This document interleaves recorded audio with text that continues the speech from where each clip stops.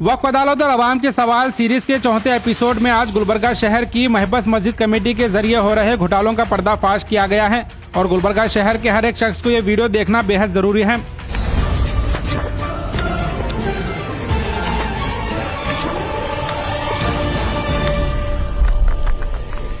Gulbarga headlines के जरिए वक्फ अदालत और अवाम के सवाल नामी एक सीरीज स्टार्ट की गई है, जिसके जरिए लगातार उन इश्यूज को बेनकाब किया जा रहा है जिनको वक्फ अदालत में मिनिस्टर बीजर जमीर अहमद खान को शिकायत दर्ज कराई गई है। वक्फ अदालत में टोकन नंबर 7 के जरिए साबिका नॉमिनेटेड कॉर्पोरेटर और सोशल एक्टिविस्ट इम्तियाज सिद्दीकी ने शहर के खदीम महबस मस्जिद कमेटी के खिलाफ पूरे सबूतों के साथ शिकायत दर्ज कराई है। इम्तियाज सिद्दीकी ने कहा, महबस मस्जिद गुलबर्गा शहर में खदीम वक्फ इंस्टीट्यूट है जिस पर पिछले 25 सालों से कुछ मखसूस लोगों ने कमेटी के जरिए कब्जा जमाए बैठे हैं। इम्तियाज सिद्दीकी ने कमेटी के खिलाफ बीजर जमीर अहमद खान को शिकायत कर कहा, फौरी तौर पर मस्जिद महबस कमेटी को बर्खास्त कर इस इंस्टीट्यूट को डायरेक्ट वक्फ बोर्ड के मैनेजमेंट में लिया जाए और पूरे गुलबर्गा से लोगों को जनरल बॉडी मेंबर्स की लिस्ट में जोड़कर इलेक्शन के जरिए नई कमेटी बनाने का मुतालिबा किया गया है। मस्जिद महबस कमेटी पर यह भी इल्जाम है कि इस कमेटी में मखसूस 4 से 5 फैमिली के लोग ही इन्वॉल्व हैं और 25 सालों से मस्जिद के जरिए आने वाली इनकम से करोड़ों रुपयों का हिसाब हजम किया गया है। गुलबर्गा शहर इस बात का गवाह है कि मस्जिद महबस के आतराफ सुपरमार्केट जैसे एरिया में 500 के करीब दुकानें मौजूद हैं जिसका किराया वक्फ बोर्ड में ना के बराबर जमा किया जाता है।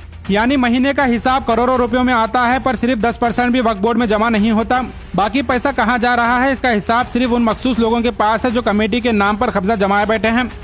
इम्तियाज सिद्दीकी ने कहा, पिछले 25 सालों से ना ही कमेटी बदली है और ना ही यहाँ किसी और को मैनेजमेंट में घुसने दिया जाता है और शर्म की बात तो यह है कि मस्जिद से आने वाली इनकम के जरिए गुलबर्गा शहर के गरीब मुसलमानों का फायदा करने के बजाय कमेटी के जिम्मेदार अपने जाती बिजनेस और रियल एस्टेट में पैसा लगाकर खुद करोड़पति बनते जा रहे हैं।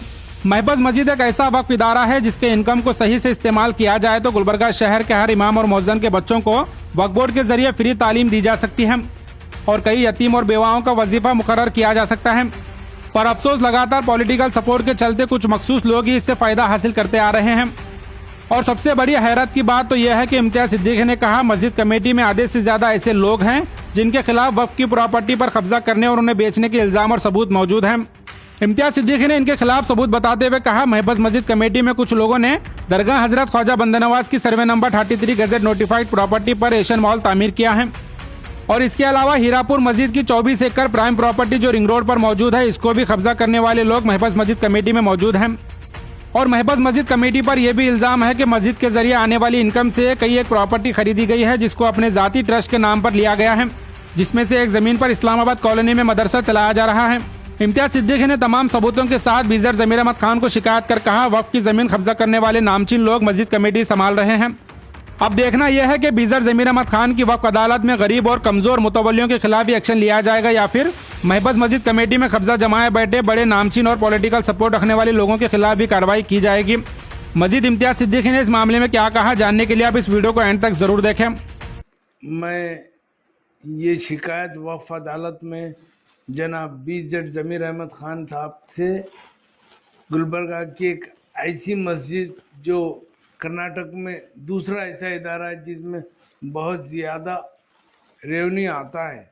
मैं अफसोस के साथ कहना चाह रहा हूँ क्योंकि मुझे ज़रूरत नहीं थी मस्जिद के बारे में आ गया हूँ क्योंकि फिल वक्त मसाजिद मुश्किलात से दो चार हैं, लेकिन मैं मजबूर होकर आना पड़ा।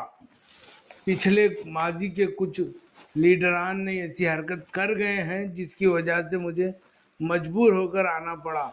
जनाब जमीर अहमद खान वक्फ मिनिस्टर ने ये तसल्ली दी थी कि भाई जब तक वो मिनिस्टर रहेंगे ये सब कामों को मुकम्मल करेंगे। मैं आया हूँ महबस की मस्जिद के लिए। मैं महबस की मस्जिद की तफसीलात के साथ हूँ।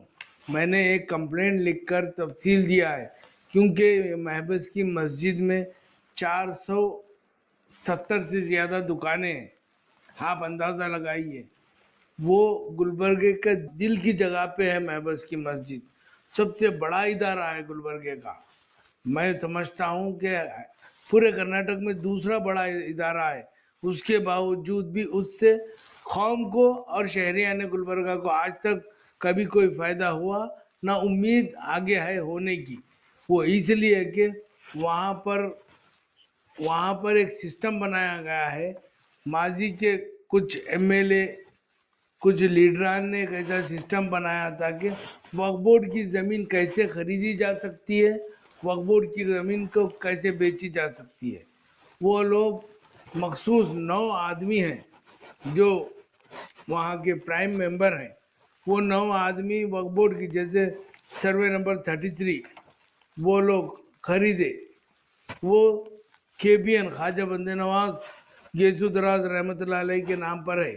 मेरे पास गैजेट नोटिफाइड डॉक्यूमेंट्स के साथ आया हूँ, जो आप मैं इंशाअल्लाह गुलबर्गा हेडलाइंस के सदर को या उनके मालिक को ये दे दूंगा, ताकि आपको देखने में आसानी रहे। ये लोग एक सिस्टम बनाए हैं, कुछ लोग मिलकर पहले खुद जमीन खरीदते हैं वक्फ बोर्ड की, उसके बाद उसके लिंक पेपर्स बनते हैं, फिर ये आगे जाके उन्हीं में से, उन्हीं के 9 आदमियों में से, और उनके पास ये सिस्टम है, हम ही खरीदते हैं, हम ही बनाते हैं, हम ही बेच देते हैं। आप अंदाजा लगाइए, इतनी बड़ी जगह जहाँ पे KBN हॉस्पिटल को आगे पार्किंग के लिए जगह नहीं है, इतना बड़ा एशियन मॉल खड़ा करे। जब भी कोई आदमी उनके खिलाफ जाता है, या तो मिनिस्टर या तो MLA, उनके घरों को ये लोग पहुंच जाते हैं। आप अंदाजा लगाइए, महबस की मस्जिद के पैसों से मदरसा बनाए वो लोग इस्लामाबाद कॉलोनी में, एक ट्रस्ट बना के। आप सोचिए, मस्जिद के पैसे से ऑलरेडी मस्जिद एक ट्रस्ट में है, वक्फ बोर्ड के जेर निगरानी है। आपको एक और ट्रस्ट बना के यही लोग वहां रखकर वहां मदरसा कायम करने की, ये मेरे समझ में नहीं आया। आप जेर निगरानी महबस की मस्जिद, महबस के सदर उन्हीं के जेर निगरानी रख के चला सकते थे। आपने जमीन वहां के पैसे से खरीदी, वहां के ट्रस्टियों को अलग ट्रस्टी बनाया। ये सब शहर के उन मासूम लोगों को धोखा देना। और इन लोगों, और आप खास बात, मुझे तकलीफ इस बात की है, जब कोई सदर 25 साल से एक ही सदर रहे, 25 साल तक वो एक ही सदर रहे, अब उनके जाने के बाद में अब दूसरे, वहां पे दूसरा कोई आदमी मेंबर नहीं बन सकता। 300 चिल्लर कुछ मेंबर है, उनकी भी लिस्ट है। मैं आपसे बिला वजह बात करने नहीं आया, और वो सिर्फ सैलरीड भी लाया हूँ साथ में, साथ में ये मेंबरशिप है। हाँ, या वहां की ही मेंबरशिप है, या दे जाऊंगा ताकि आपके काम में आए।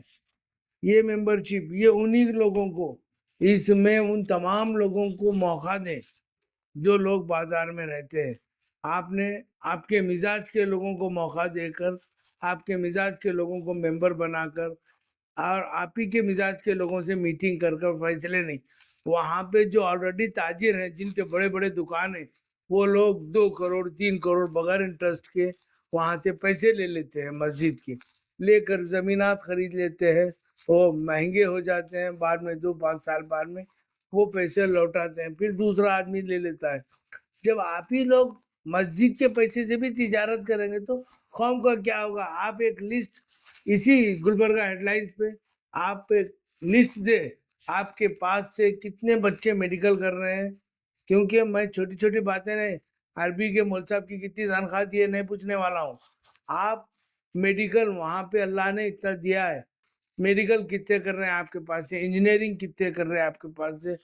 ये मैं चाहता हूँ ऐसे ओहदे जो बच्चों को कोई आपके मस्जिद के पैसों से IAS IPS KS कोई बना, ये है मिसाल बनने की बात। आपके पास आपका कौन सा ऐसा इदारा है, आपके इदारे में ऐसा बनाइए, ऐसा स्कूल बनाइए जिससे कौम को फायदा हो। सिर्फ वो लोगों को फायदा हो रहा है जो सुपरमार्केट में बड़े बड़े कांच के गिलास के दुकानें बना के बैठे हैं, उन्हीं को फायदा हो रहा है। पहले बाप मेंबर रहेंगे, बाप मरेगा बेटा मेंबर रहेगा, पहले बाप लेगा पैसे 1-2 करोड़, फिर बेटा लेगा पैसे। क्या ये आप लोगों की मिल्कियत है? ये मुतवल्ली से भी ज्यादा मसला हो गया। सर्वे नंबर 33 ये भी वक्फ बोर्ड की है, ये अच्छी तरह जानते हैं आप लोग। ये मस्जिद, ये ख्वाजा हजरत ख्वाजा बंदा नवाज गैसुदराज रहमतुल्लाह अलैह की जमीन है। ये जमीन पे भी सीधे सीधे मानों में कब्जा है। एशियन मॉल की जमीन सर्वे नंबर मैं आप सर्वे नंबर के साथ बोल रहा हूँ, सर्वे नंबर 33।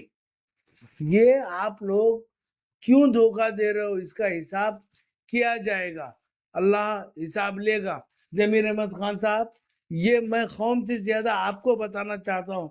आप बार बार लोगों को डरा रहे थे कि कीड़े पड़ के मरेंगे। पहले कीड़े पड़ के मरने के बाद भी नसीहत नहीं हुई लोगों को। पहले लोग कीड़े पड़ के मर गए हैं, नसीहत नहीं हुई। और एक बात आपको बताता हूँ, आप जो वफ अदालत वो शादी खाने में रखे थे, आपके स्टेज पे ही कई ऐसे लोग बैठे थे जिनकी नाम पे वफ की जमीन है। हजरत अली पहले सस्पेंडेड आदमी था, वो वापिस सेम प्लेस पे कैसा है? उनको कोई ना कोई तो सपोर्ट करे थे। अब जो इनको सपोर्ट करे थे उनके खिलाफ तो नहीं जा सकते। उन्होंने जिस महबस की मस्जिद का मैं जिक्र कर रहा हूँ, आपको ये लोग इतने होशियार हैं कि अभी इस कंप्लेंट के बाद भी आपसे राब्ता पैदा करेंगे, बोलेंगे ये सब लोग। देखिए, आपको मैं क्लियर करता हूँ शहरियान गुलबर्गा को, मुझे मस्जिद में ना मेंबरशिप चाहिए, ना ही कोई मेरा बाजार में मैं ताजिर हूँ, ना ही मुझे मस्जिद से कोई लोन चाहिए। मुझे सिर्फ गरीबों के लिए तालीम का कोई जरिया हो, उनकी माशी हालत सुधर जाए, बस मेरा मकसद ये है।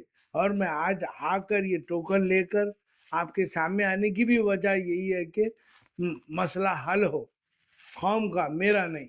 मैं सिर्फ आपकी दुआओं का, इंशाल्लाह अगर इससे आपको कोई फायदा इस्तफीद हुआ तो उसमें भी मेरा अल्लाह मुझे उसका अजर देगा इंशाअल्लाह। और रही बात महबस के मस्जिद के लोग ये बताते हैं कि इनके पीछे ज्यादा से ज्यादा north MLA, district incharge minister, ये उन तमाम लोगों का, अगर ये इनका साथ ना दें तो फिर इनकी जमात के अमीरों का साथ लेते हैं। ये लेकर तभी इतनी हिम्मत तभी आती है कानून को धोखा देने की, वक्फ बोर्ड को धोखा देने की, मिनिस्टर को धोखा देने की, तभी हिम्मत आती है जब कोई पॉलिटिकल पावर पीछे से रहा। ये बात तो मेरे से अच्छा आप भी जानते हैं कि किस तरह होता होगा। कोई भी स्कैंडल होने के लिए उसके पीछे एक ताकत होती है। देखेंगे इंशाल्लाह, अगर रमीर साहब ये करते हैं, मिनिस्टर साहब को अल्लाह अजर देगा। हम तो देने से रहे कुछ, और वो जमीनात भी अल्लाह के नाम पे, हमारे नहीं है। लोग वक्फ करे हैं, वो हमारे नहीं है, वो हमारे काम में भी नहीं। मैं ना, मेरे ना आपके वो काम में अगर आए भी जाएंगे तो किसी गरीब को, मस्जिद के जिम्मेदारों को समझ में नहीं आता है ये कौम का काम है। नहीं समझ में आता है। किसको समझ में आना चाहिए?